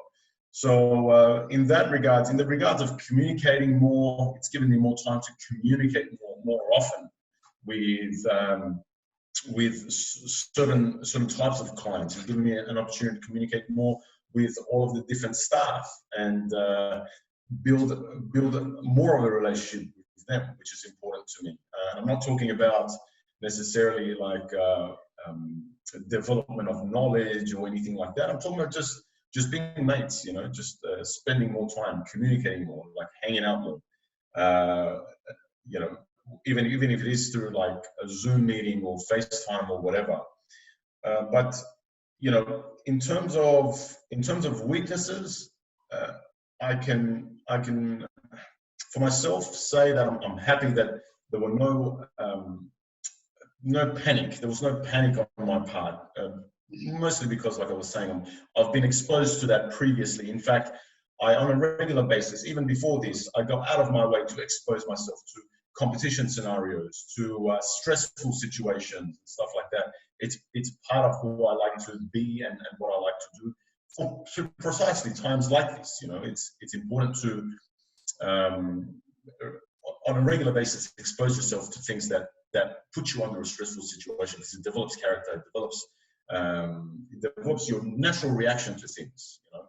But it's been great in the sense of bringing up weaknesses as far as operations is concerned, as far as management is concerned, you know, and being able to execute on certain projects and stuff like that. So that's been good, and it's been an eye-opener in that regards. And I'm not going to revert back to those bad habits when this is all over, because I see it now. I see it very well, and just going to hopefully maintain that as we go forward. And I hope all of us will. I just want to preempt, boys, in case you see any action in the background. Nothing dodgy happening down here in SA. We've just got our Physio Steve. He's just hit the floor. So don't worry if there's any authorities watching out there. Everything's all kosher here, boys. Don't worry about that. I love that. But okay. It's 11 a.m. So I want to be cognizant, respectful of all of your time, because you guys are generously donating your time for this, even though some of us may be more flexible with it now. But if you guys got to go, please go about your day. I know some of you have families. But I think my wife's happy that I stay on here, mate. She's about to get me out of the home. She's getting a bit frustrated with me, so. We need to keep you in here all day, maybe. Do a whole day live stream. 30 minutes or so. All good, Amir. Everybody else, man, this is awesome. I'm having fun. Awesome. Okay. Keeps me from doing business stuff. What's awesome. Procrastinating. Yes. But sorry, Simon. Sean, you just mentioned you had a physio in the background. I want to take some questions. We got some great questions from some of the people who have chimed in here. But Sean, physios can operate. Physios are allied health professionals, right? Yep. Allied health professionals have a certain respect, connotation, and it's certain legislative benefits to them, like they can work through periods in times like this, and a whole bunch of benefits. Do we ever see a day when a personal trainer and a coach is considered an allied health professional, and or how do we make that happen? Is that a valuable thing to be made happen? I'm not going to tell you my opinion. I want you guys to chime in on the pros and cons. I think obviously, and I'm sure everybody here will have the same opinion. I would love to see a day where that happens. I think even if you take out all physical aspects, with all physical components of it, even just for the mental, I guess, benefits that or psychological benefits that would have on the whole community would just, I guess, be something else, to be honest with you. Like that, I reckon there'd be more benefit from a psychological perspective, giving people the opportunity to come in and train one-on-one, 1.5 meters apart, as opposed to even sitting down and having a chat to your psychologist saying, I'm feeling really depressed because I'm feeling fat because I haven't been able to train. I think that we could actually prevent a lot of people even getting to that point. Yes. And look, I'm probably not here to sort of argue any politics or anything along those lines, but I certainly can't see why that shouldn't be an option when you're allowed to probably go get a haircut and your hair is looking immaculate. Don't worry about that. But don't tell him that. You know it is. Keep it. Look, how much did the hairdresser touch you during the process, and how much would you touch your client during a 1-hour session? Is my question. So yes, I certainly think absolutely that should be the case. how we get there is a great question. I'd be lying if I knew a way. If there was some sort of way that we could provide some sort of health or psychology statistics, and whether that is in regards to people contacting your Beyond Blues and that sort of stuff, or people like you hate to say it, but like suicide rates and things like that. Obviously, they spike during these times.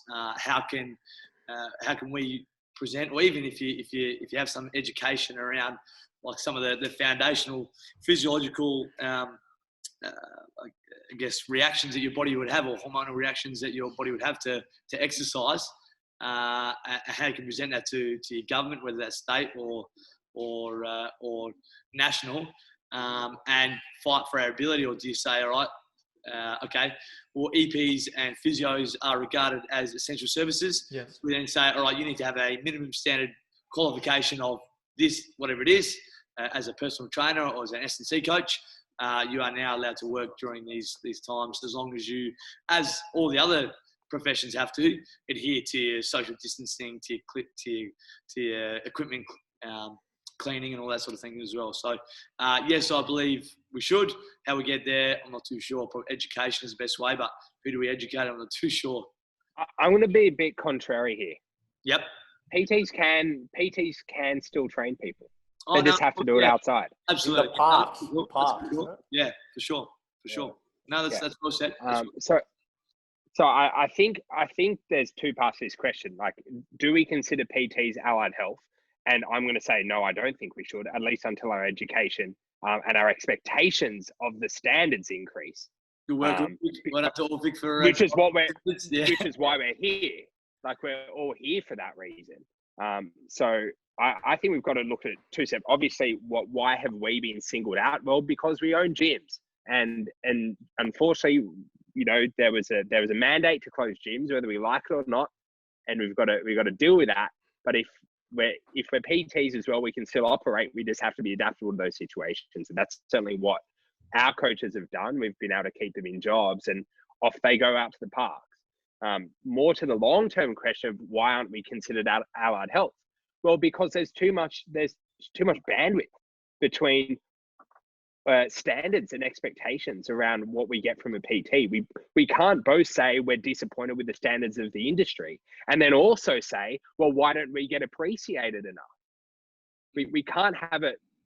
We can't have both perspectives and maintain both of them at the same time. So either we're not satisfied with our standards, which is exactly why we're on this conversation, why we've partnered with Orphic and why we believe in a better standard for the future. But then we also have to recognize, well, the downside is until we can get it there, until we can get more than 8 people to turn up to one of our fucking PE courses, when there's 40 people turning up to AIF or fucking FIA or any of the garbage online, until we can actually deliver a better standard, we probably shouldn't be treated to a higher standard. Maybe that's a contrary opinion, but I don't know how we can marry those two ideas together. The course content must change. It's got to come from the top. The course content of Cert 3 and 4 has to change. I know we add in stuff. I'm pretty sure everyone here would add in their own parts of it. But I think that what, Karl, you're saying, I do agree with, but it has to come from the top and it has to be changed in a certain way to expect a higher standard. Because you're right. How the fuck? I mean, when we ran our practical, we were getting fuck all people there. I mean, Alex, you know, you're taking our course. Was everyone turning up for the practical? Yeah, the majority of people absolutely. Okay, well, fuck. Well, there we go. I mean, but it's still the numbers. Like, we're still getting 8 or 10 or 12 people. Oh, 100%. But AIF or SAGE or those bullshit courses, they're getting 40, 50 because they're massive marketing budget, which is fucked. But people look at it this way. How I've seen it, they've gone, why would I pay X amount for Woodford when I can go down the road and get the same qualification? Because they don't appreciate the experience they get. They don't care because they just see everything as the same. Oh, I'm getting this qualification exactly the same. Instead of going, why would I go to Athlete Society or why would I go Peak when I can go down the road and get the same qualification for less money? And this is where the mindset has to change. Yeah, but Woody, that's not their fault. That's our fault. Correct. Yeah, correct. We have to educate. That's 100% on us. Correct. And we have to lead that change. We can't expect people to know what they don't know. Correct. They just don't know. Yeah. So we actually have to do better. Yeah, and I think, and you're right. It's to do with us being able to. And this is one thing when I started 8 years ago in the private sector. It's about selling. I think a lot of and Karl, you've got a better background than all of us with this in the business side. How do you find that coaches? Do you think, Phil? I look at a lot of coaches and they don't know how to sell themselves. They don't know how to sell the service of S&C. I'd love to know your opinion on that, because I feel like a lot of coaches come through with the knowledge but can't sell or can't get the buy-in needed. Yeah, of course. Well, I think we actually all know the answer. If we all look at our previous experience and where we came from an era where the standard expectation of a personal trainer was to pay rent and like thrive or die in a high pressure commercial environment with 30 other cunts ready to take your business from you. Like, that's at least where I came from. That's what it was at Fitness First. It was fucking ruthless. And if you weren't on the floor 30 minutes before every other cunt, you missed out. And that's not the standard. That's not the expectation these days. And every fucking guy wants to work at fucking Vision or get a job, or, hey, like, we get messages every day. Hey, is there any work available? Go fuck yourself and go find the work. Like, fuck off. Yeah. Alex, is there any chance? It's infuriating. Alex, is there any chance of getting somebody like, can we get Commando to be the face of the Orphic Cert 3 and 4? Is that? Oh, Jesus. I don't think we need to with Karl dropping the bomb. We'll get Christian on the phone with him and he can sell it to him. You guys are fuckwit. Honestly, Right, mate, I couldn't help just it. to go back to Bring that Kane Corns. Bring Kane Corns. I'll tell you what, some of that content, Woody, just leaves me in stitches in bed at night. Like, I'll sit there and my missus will say to me, "What are you laughing at?" I'm just sitting there reading posts about Commando and Kane Corns, and mate, it just he loves it. Don't feed him. He loves it. Go, Karl. Yeah. But to that point, we came from an era where we had to sell ourselves. That was a critical skill set. Critical. And it is not the expectation. So I am all for going back to when you finish your PT course, an important and requisite rite of passage is to go to somewhere where you pay rent and you have to create something out of nothing. You have to build a business. Because right now, all of us guys who learn how to build a business are surviving this. And the guys who have relied on other people to provide the work and provide the risk and to cover the risk are struggling. And all these PTs who have expected to finish a course and to go into an internship and then to get a job where someone else has taken the risk for them, they're not going to get through this unless they radically shift how they perceive themselves as a player in the industry. And so but you know we have to go. I'll tell you, sorry to cut you off. I think all of this it just so happens that we and others like us who are in our position are the ones that are the personality type to fight tooth and nail. And so then we happen to be in this kind of position. Not everybody is built like you. Not everybody's built like me.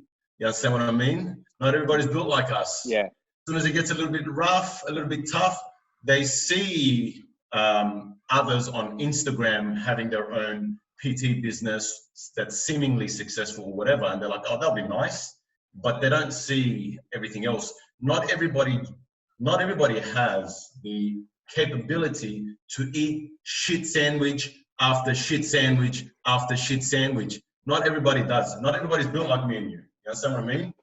And a majority how do you eat a shit sandwich? You take the first fucking bite, and then you take another fucking bite, and then you take another fucking bite. Some people, it tastes too bad. They don't like it. You understand what I mean? So they're not going to change. They're forever going to be people who want to work for somebody like you. And that's not a bad thing, as I said before. That's not necessarily a bad thing. It's not everybody has that personality type to take the risk to... people have no idea what it takes. They have no idea what it takes. You know, like you guys were talking about, running multiple facilities. Christian was saying like 2 is a headache. Like we have to look after 5, and I'm not saying that in the case of like to blow at all, please understand. But it becomes incrementally harder, not linearly, as you do it more and more. And people think, oh, well, you know, like you guys got 2 facilities, so lucky, blah, blah, blah. It's not fucking lucky. There's no luck here. Do you understand how much work it takes? 10 years, 10 years. I see those people more than my family. Do you understand? You don't understand. You'll never understand. I can't disagree with that. Yeah, I'd like to add that I let Karl eat the shit sandwiches. But look, I think I'll probably weigh in a little bit as a bit of a devil's advocate, because I have this argument with Karl quite a bit. From obviously the business standpoint, there is fantastic, and I completely agree with that. I think when we talk about allied health versus what we represent, how we are seen as coaches, PTs, whatever you want to call it, I think there's a fair distinction that needs to be made, especially this is COVID. It's fucking never happened like this in our generation, and unlikely to ever happen again. So I think for us to talk about what should be seen based in a COVID response is probably mute, because it is what it is. It's done, and we'll move on. But I think moving forward, there's always these debates around, and I have it with Karl, that, you know, just because you have a degree doesn't make you a good coach. I completely agree with that. The same premise is then said, well, you don't need a degree to be a good coach. And I also agree with that. But the problem is no one's going to go into a hospital and talk to a doctor that doesn't have a degree, because tertiary education is where we need to head, in my opinion. If it works for doctors, works for lawyers, works for every other person through these allied health side things, from physio to osteo to chiro, all of this type of thing, there's nothing wrong with the system of getting a degree. The application of a degree is what's wrong. So at the moment, the universities and the way they present a strength and conditioning exercise science degree is broken. It's certainly gone by the wayside of your AIFs, FIAs, where they too are looking for money. They're looking for speed of putting people through. They're just doing easy options for education. They're not doing the hard efforts of practical education, coaching, all these type of things. They're just doing the easy bookworm stuff where people can jump online and do stuff. I've seen plenty of undergraduate and master's degrees that they don't, the freaking lecturers don't even do the lecture. They supply a link to a YouTube lecture from another university. And it's absolute insanity. So my opinion when it comes to allied health is there is whether you want to believe it or not, and I've been a PT, there's amazing PTs and I love PTs, hence why we're partnered with Orphic, but a PT is not a undergraduate qualified strength conditioning coach, and there needs to be a difference there. An exercise physiologist has a rebate. Physio has a rebate. A personal trainer will never get a rebate. They will never have a rebate, so people need to stop trying to fucking claim that the government's doing them out because a PT doesn't have it. You'd never get a rebate for personal training. So, while that's set, I still reckon that the undergraduate side of things needs to escalate more. And I believe places like Orphic, Athletes Authority, we're the ones that need to start supplying the cream on the top. So your undergraduate degree is what you do. You then go and get certified, if you want to call it certified. I know people don't like that word sometimes, but in areas in education that add to your bow, that add strings to that bow. But I really believe that there's no way in hell that we're ever going to be, I suppose, seen as or respected in the same light as physios or exercise physiologists when our undergraduate degree is pretty shocking. And at the time, we don't have any way to differentiate at the moment between what someone calls like strength conditioning coach versus a PT. I see all the time fitness first boards, people call themselves strength conditioning coaches, people calling them performance coaches, and they don't have experience, they don't have the education. It's a throwaway line. So I'm not saying I've got the solution, but I certainly think that we need to, as Karl said, we need to start lifting the industry if we want to start talking to the government or talking about rebates, because that's so far down the line at the moment. I think that we need to change a lot of other things first. Okay. Yeah. But rebates aren't our problem anyway. That's not. We don't need it. Fuck rebates. We don't need a fucking rebate anyway. Yeah, fuck them. So let's stop worrying about what we like that shit that are just distractions, and worry about actually what we can control. As Woodford said, the moment we relinquish our control and blame something else, or say we're not respect or anything like that, we lose our control. And we are in control of this. Yep. This is a bit more sort of a, I guess, just a personal question. Lockie, has this sort of situation justified further your decision to move away from the pro sport sector and more into, I guess, what you're doing at the moment, or is really undecided, hasn't really made much impact at all? Oh, I think, well, I can tell you he's fucking lucky because he'd be without a job without that anyway. So that's for sure. Can't forget, the performance manager doesn't get stood down. It's everyone else. So I'd just be on shit pay and be fucking dealing with Karls' problems still anyway.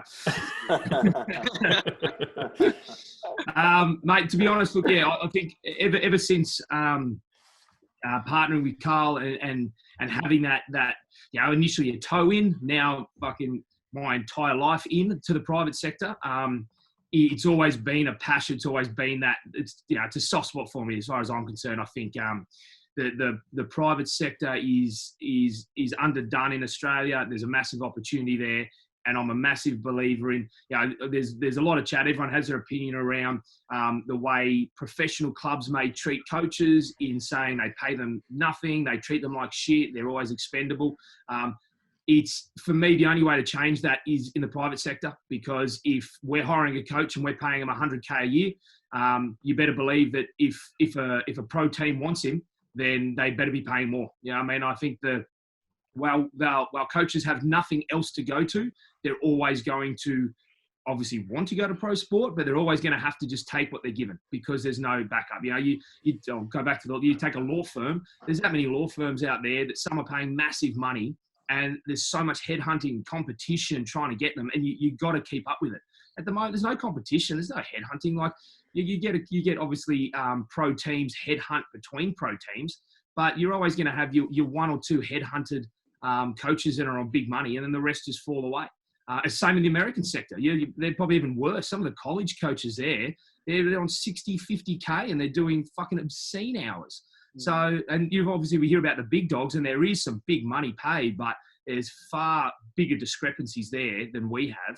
Not to say we still also have discrepancies, but until the private sector gets a strong, and I'm talking from an athletic performance standpoint here, until the private sector gets a strong athletic performance sector where we have multiple gyms in multiple states paying good money with good systems and good products, there's no other option for coaches but to go to the pro sector, because that's the highlight. Like, if you just take one example in the States, you know, look at Eric Cressy's establishment, and perhaps someone's into baseball and they've got the option to work with, say, a minor league for nothing or Eric Cressy, then they're probably actually going to choose Eric Cressy to go there because of the representation of that facility, because there are some solid private facilities. And until we get multiple of them in Australia, it's just too hard for an S&C coach who wants to be a professional and work with the best to turn down a professional job. We just need to create a better private industry, because that will then in turn push, produce, and change that pro sector. Yeah, beautiful. No, appreciate that, mate. Just one more, boys. I'll ask Woody now. Have you been in touch with like DeFranco? Obviously, they're in a lot worse situation than us at the moment over there. Like they got 4,000 dying a day. Like how's he tracking? Have you been in touch with him? And is he in a similar boat to us? Yeah, I'm talking to him in 3 hours. So I've got a meeting with him in 3 hours. So yeah, I just rolled straight into that meeting with no breaks, mate. Yeah, so I'll have a chat to him. I'll stay in contact with him, and I'll find out today and see how he's going. And listen, when I talked to Boyle, I talked to Mike as well about how he was going, and he just said pretty much similar to what all we were talking about. But he's got an education arm. I mean, he's heavily got an education arm, and similar to us, I guess. But as Lockie said, I think you hit the nail on the head, Lock, where you said until we start producing multiple centres with, in terms of high-level coaching systems, structures, it's not going to put any pressure on professional sport to pay anything. Until that does happen, and I'm starting to see it now. I mean, Amir started 10 years ago. I started 8 years ago. It is starting to happen now. We're starting to pick up a little bit better. People start understanding. But Karl, I liked your point, how you said people message you guys and like, do you have any work? You're like, what the fuck? I mean, that happens to me all the time. It's like, You have to fucking work for it. You don't just fucking pop up and here, take these decent level athletes and train them. Everyone wants to start up here. No one wants to start eating shit like what you said, Amir. And it pisses me the fuck off because it's like, there's so many coaches out there who work their ass off to get to a certain point. And yes, networking is fucking important, but a lot of people take networking for sucking up. It's not about that. And I think a lot of young kids do that. They think networking is sucking up. It's not. Networking is working together, helping each other out, working towards a common goal, educating each other, learning off each other. Where a lot of kids come out, it's like, well, fuck, I'm not going to bother working with this junior group because I'm above that. I've got a degree. I'm going to try and work with AFL or NRL players. I don't give a fuck about the under 20s. It's like, shut the fuck up. Who the fuck are you? You've done nothing. Shut the fuck up. Go work at that level. Kill it at that level. And then from there, develop through there. I know everyone wants to get paid, but it's not as easy as that at the moment. But I guarantee you in the next 10 years, if we can all stick at this and we can all come together and we work together. And yes, I've been probably the worst one at polarizing people, but I did it at the start to create a bit of controversy so people fucking talk about S&C. And I know, Sean, you said this to me, where I do get eyes on the market. That's the idea. I came out and said some things that I knew would piss people off. I couldn't give a fuck, really. I truly love what I do. Once you meet me, you know I'm okay. Probably before you met me, most people meet me, they think I'm fucked in the head or a bit of a nut job. But when you meet me, I'm a good person. I just love this industry. And I think to move forward, what Lockie said is just we have to have the private sector and we have to have multiple facilities in multiple states all working towards betterment of the industry. And then what happens is, it's not pro sport is the main one. You can go work private sector and get paid just as much and you actually have a work-life balance. Because at the moment, it's like, take that 50 grand or get the fuck away. And that's how it is. So until we change it, nothing's going to happen. Yeah. You know what our benchmark will be? What? When a guy does a 12 or 24 week block with us and then goes into pro sport and says, oh, fuck, this is a bit of a letdown. Yep. That's our benchmark. Yep. That's the minimum standard. And we've got the agility to do that. That's got to be our minimum standard. And then the economics need to reflect that. We need to be able to charge for those types of results as well. Because we can't pay coaches 90, 100. I mean, like you talk about this all the time. We can't pay our coaches 90 grand a year when we charge our athletes $50 a week and they've got a 40 athlete limit. Explain the economics to me. It's not going to work. But do coaches who come to you guys, and I'll ask everyone here, do coaches who come to you guys, do they, because I get people come to us and think they're going to get paid 90, 80 grand straight off the bat. What do you guys, do you guys have coaches, younger coaches, older coaches come to you and just say, I want a 90K job? Or how does it, you guys tell me how you guys experience it? So we work on a commission base. Yeah. Okay. With our guys, because we don't want to, we wanted to steer away when we opened it from charging guys rent because of all the issues that brings up. So we're on commission base. Okay. Yep. And what does that actually look like? What does that actually look like though? So for their PTs and stuff. So we base it on like physiotherapists and stuff like that. So we do 50-50, or once they get to a certain point, they get a little bit more and it drops down for us to give them a bit of an incentive to keep working and keep getting their PT up. We also let them do some group sessions as well, and they get paid for group sessions. But we turn over guys all the time. Is it incentivized for them to actually pursue new clients? Do they get 100% something extra? Yeah. Yeah. So if they get they want to get new clients because there's only so many people coming in the door, and when people come in the door, me and Simon have built this brand up. They ask for us. Yeah. So we can only palm off as many. We can't palm off that many. So they've got to get, if they want to get paid, they're on commission. They've got to get, they've got to go get clients. Mm. And if they're not seen to do that, we have like a very structured way that they, by this time you need to be around this mark, otherwise we'll review you being here. And we go from there. Mm. Mm. Anybody else? Carl, what do you guys, Sean, Carl, what do you guys do? Like, what do you guys do? So you go, Carl. This has been an interesting evolution for us. We have gone from where Lockie wasn't in the business and I was essentially doing business operations and then everything else, as you guys know, that comes along with business and running a gym. And then we've obviously gone into a new model where Lockie is in the business. Now, you guys are essentially probably Lockie's alternative. And if you guys have a business guy, then that would be me. But until I had Lockie, you really can't imagine what can get done and the systems that can get implemented until you have a guy who can lead your performance department and lead and take ownership of that. So what we've actually realized is we actually don't need to hire $90,000, $100,000 strength coaches because we actually have an asset like Lockie who with his systems and his ideas can scale a product. That's important. It's his systems that scale, not him that scales. He can't scale, but his systems can. So what we now do is we essentially have coach on a reasonable wage. They get paid about $40 an hour to turn up to coach and work underneath Lockie. And they do that on a part-time basis. And they might have other roles like a paramedic gig or a football gig or something like that on the side. And we're essentially nurturing what we consider up-and-coming coaches. Before Lockie, we had to try and attract senior coaches. And to that point, we got one of our coaches got headhunted, Woody, and we offered him $90K plus. And he still got offered I don't know what he got. A whole bunch more offered by Trinity Grammar, a private high school. So yeah, we did get to the point where we were willing to pay $90K to maintain a senior performance coach. Was that Elliot Taylor? Yeah. I did my master's with him. Very, very good bloke, legend. Yeah. Great guy. But honestly, I think until, as I said before, the economics need to work until we can get the economics right. I would rather pay myself and Lockie a lot more money and do a lot more work than and be in control than be paying $90K to a coach, even if there's someone as great as Elliot. Elliot will never have the skin in the game that me and Lockie will have. And that's not an attack on him. And if he's watching this, I don't feel like that would be offensive because he just doesn't own the business. And whether or not it comes or goes. Well, yes and no. I guess I'm a numbers man because I had to be.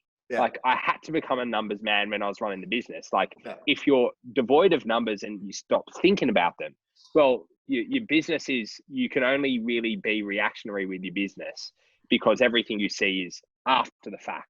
So I guess I do like numbers, but it's not inherent. And back to that point Amir made, if those who've known me a long time, I have not always been this way.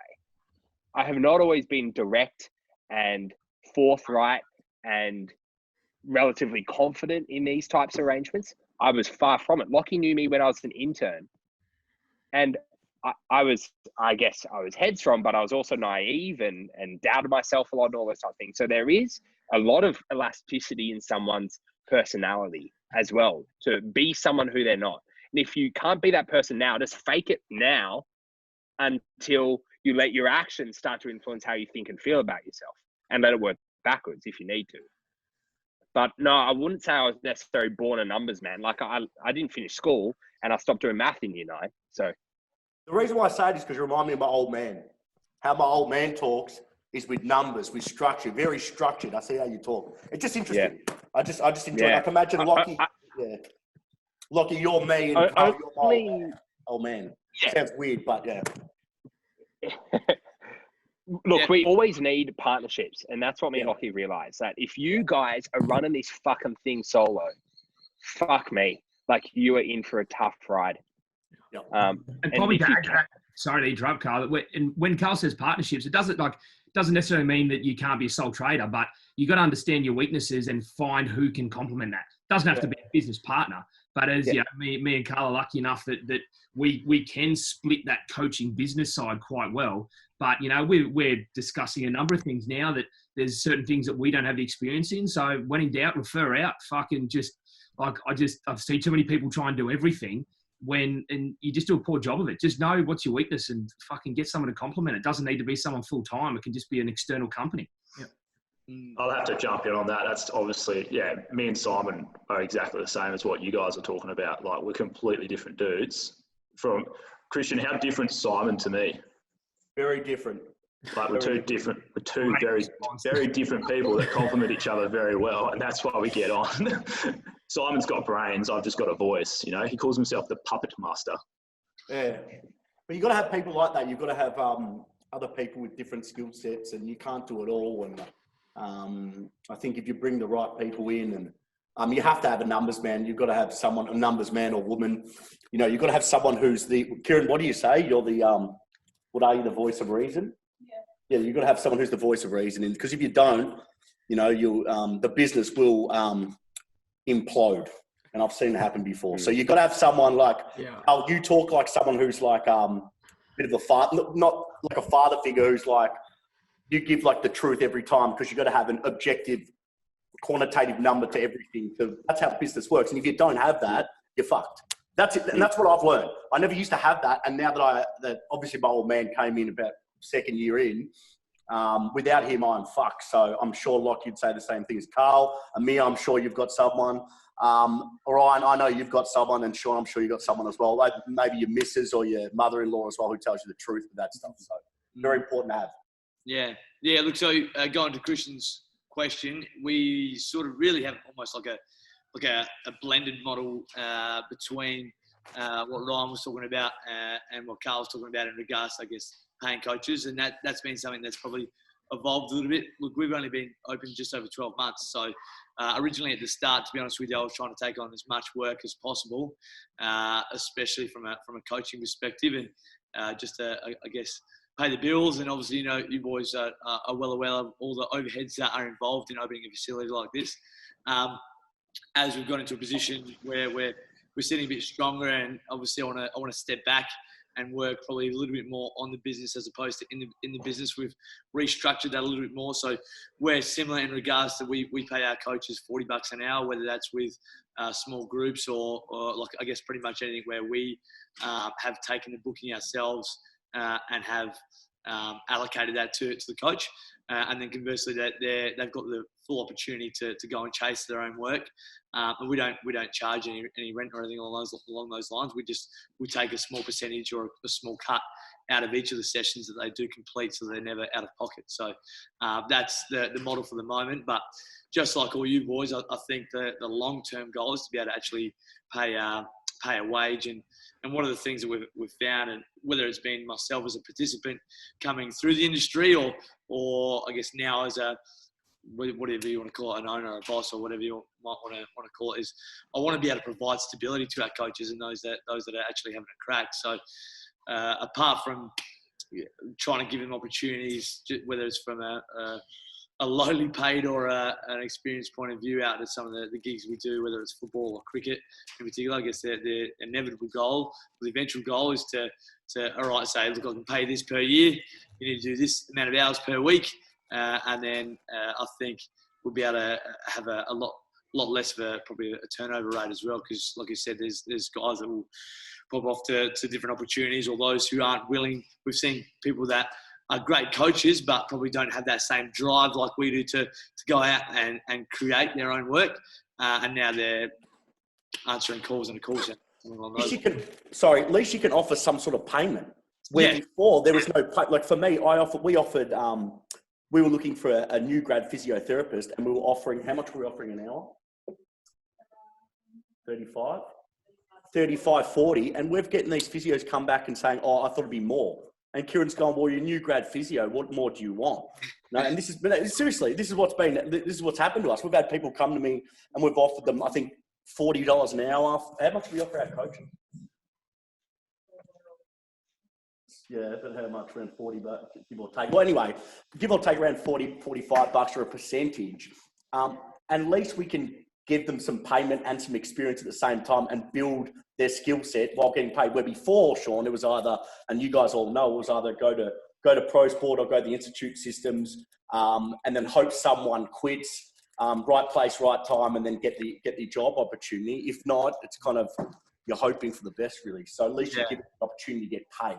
Absolutely, and that's a good way of putting it too, because I guess we all want the best for those coaches, and probably taking on myself sometimes, think, shit, I wish I could do more. But actually, when you sort of turn around the other way and say, well, you know what, like, you guys are lucky compared to what a lot of these coaches came up with. Oh, and some staff might even take their equipment home and not even ask you. So there's a guy in this chat who's actually running the chat. You can ask him if he knows someone who's done that. Alex, bad man. No, we asked. We definitely asked. We just asked the wrong person. He asked my old man, and my old man's got Alzheimer's. He forgets everything. Whoa. Okay, that's news. That's news to me. He doesn't have Alzheimer's, mate. I just want to quickly say I need to be across the road for a conditioning session in about 3 minutes. So I bloody love chatting to you. I just want to thank you so much for the opportunity. Thanks to Alex for facilitating it. I think it's the industry is heading in a really good a direction with all of you guys, and really appreciate the opportunity to connect with you all, and hopefully, I know I was hitting up Lockie and Woody in particular prior to this all happening, but love to have you all down in Adelaide sometime, run some workshops. And Radelaide. Yeah, Radelaide. There's plenty going on down here, boys. Don't worry about that. But no, thanks so much. Enjoy the rest of your chat. I've got to sneak off. I apologise, but yeah, really appreciate it, legends. Thank you so much, Sean, for coming on. I've got to go too. So thanks, guys. I appreciate it. We're going to do this soon. Thanks, guys. Thank you, Wood. Appreciate it. See ya. Much love. I'll let them exit. Now, Can we get out of this? You muppet. You got. That's hilarious. The big X, mate. See you, man. A big Wood. This is actually the last thing, because I think it's an important thing to touch on. A question from Christopher Dumanis, just 1 to 2 minutes on what would be one step a young coach or PT should take in adapting right now. It's something tangible and practical for them. In adapting? Yes, in adapting right now to this situation. Sure. Chris. I know you, Chris. G'day, mate. We went to uni together. Oh, there you go. So, Chris, what I would be doing if you want to adapt and expose yourself and put yourself outside your comfort zone, and what I see you doing on Facebook and Instagram and all that stuff is all really good. I would go to every single person that you've ever trained or ever had an interaction with around training and see if they're okay and see if you can help. That's the one thing I would do right now, because what you'll probably find is there is a subset of that demographic who actually are in need of your help. And you might be the catalyst that gets them to do something with you, and you might be able to provide a unique solution for them. And not only do you benefit, but they benefit from that. And so if you were to do one thing, go through person by person through your phone book or whatever customer resource management software you've used historically to gather data, and contact every person indiscriminately and just check in and see if they need help. I like that. It's very practical. Again, stole my idea. I'll have to think of another one.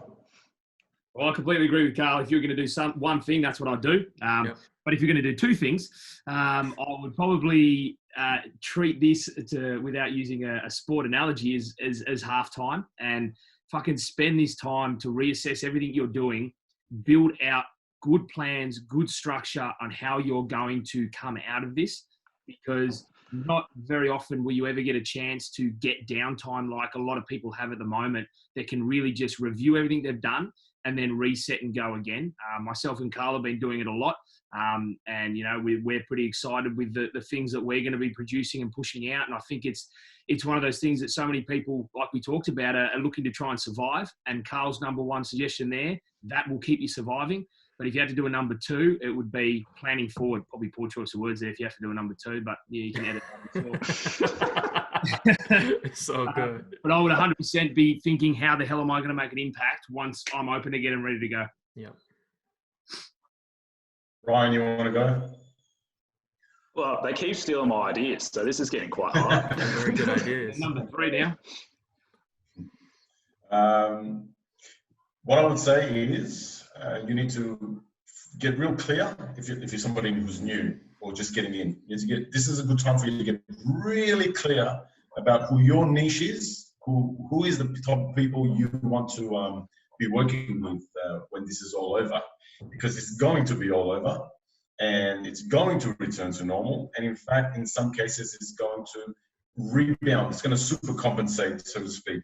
And what you want to do is, it's going to be somewhat of a land grab in some senses during this time and after this time.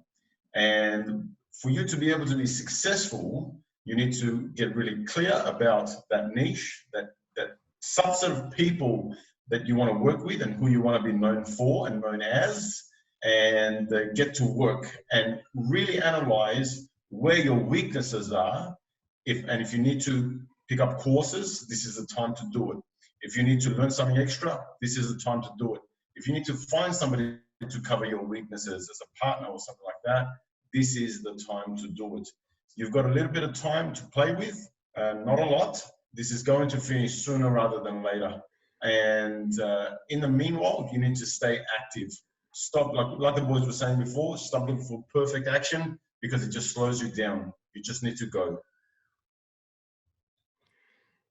Lads, keep doing stuff is what I'm going to tell people. Just keep doing stuff. Keep working. Keep going.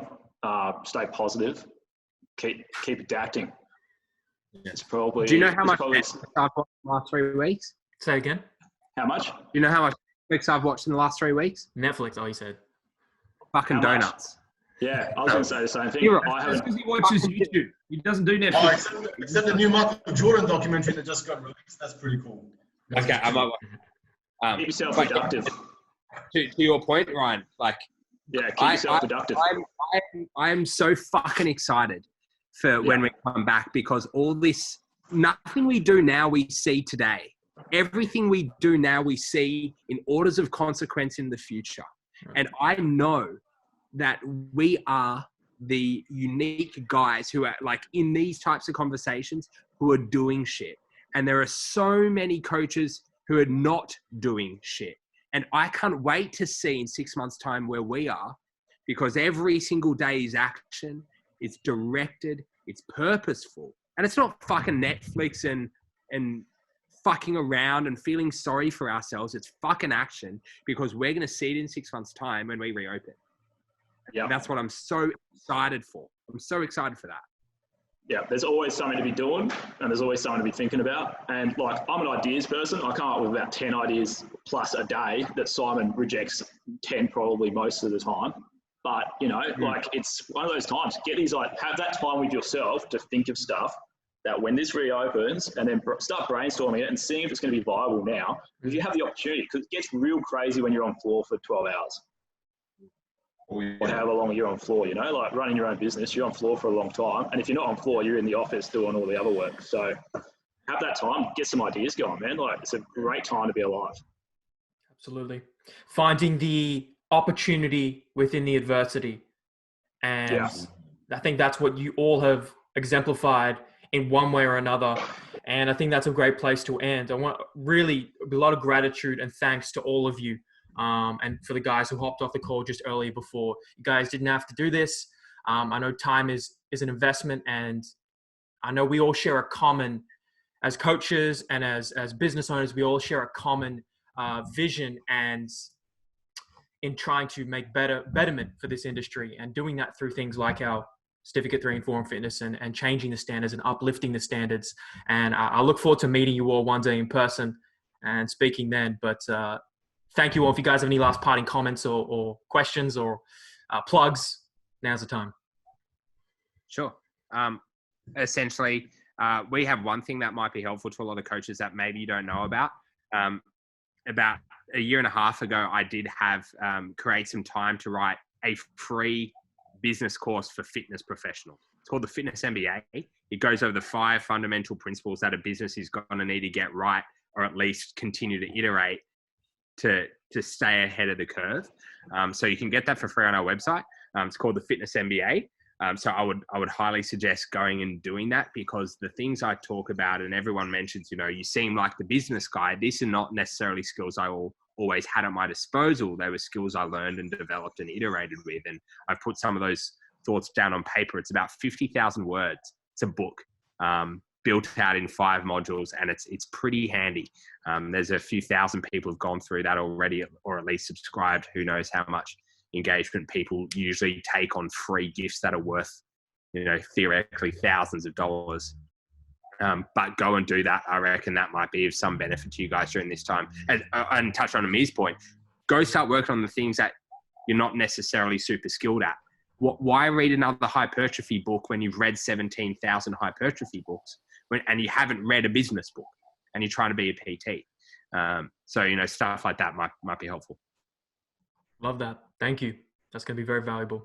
Anybody else got any other last parting comments? Don't have anything to offer like that. Which, by the way, I highly recommend everybody go and get what he just talked about. If you're serious about coming out of the other end with minor scratches and bruises. I myself, feel free to reach out to me if you have any questions in regards to business, in regards to starting, in regards to if you're struggling mentally with any of this that's happening right now. More than happy to help out everybody out there. I'm on Instagram, _sport performance coach. More than happy to answer people's questions as soon as I can. I'll get to all of them myself personally. Yeah. I don't have I have a book, but it's on swimming, strength and conditioning, and no one really cares about that apart from me. So you can go check that out if you like. But yeah, as far as what we've got to offer people in this scope, it's the same thing that I said the other day. Like, my motivation right now is to help as many people as possible, and it always has been, it always will be. And from that, we've got FSC support on Facebook. If you want to go check that out, you're welcome to join. As I said before, invite your mum, invite your dad, your dog, your cat. I don't know how many Instagram accounts or Facebook accounts people have nowadays, but go check that out and join the party. It's great. Yeah, mate, I just wanted to add to that. Thank you very much for hosting. I think it's a great initiative. I feel like there's 1,000 Zoom calls on this week. That's all I've been doing in front of the computer, but it's every conversation's a bit different and I always learn something new. So from a selfish standpoint, I love it because I just steal ideas of everyone else. I steal ideas off Karl every day. So it's good to hear some new ideas that I can take off other people today. But appreciate all the time and everyone that's been helping out. It's been fantastic. But just reiterate what everyone else said. If you need anything, want anything, I'm always happy to respond to things. Sometimes I can be a bit slow if they get stuck in the old message request pile. But I do eventually get around to things. So yeah, reach out if you want. I'm a nice guy, I like to think so. Any questions, fire away. Thank you so much, guys. I hope we can do this again one day and create this conversation again. Yeah, definitely. Thank you for hosting. Of course. Big thanks to the guys at Orphic and Alex for keeping us all on track. Of course. Even though we are an hour over, but that's all good. It was a very positive benefit in the end. We talked about a lot of great things. Talk about value for money. On free. A free webinar. Yeah, exactly. That's what we're here to do. Thank you, guys. Thanks, guys. Cheers, mate. Stay well. Later. Cheers. See ya.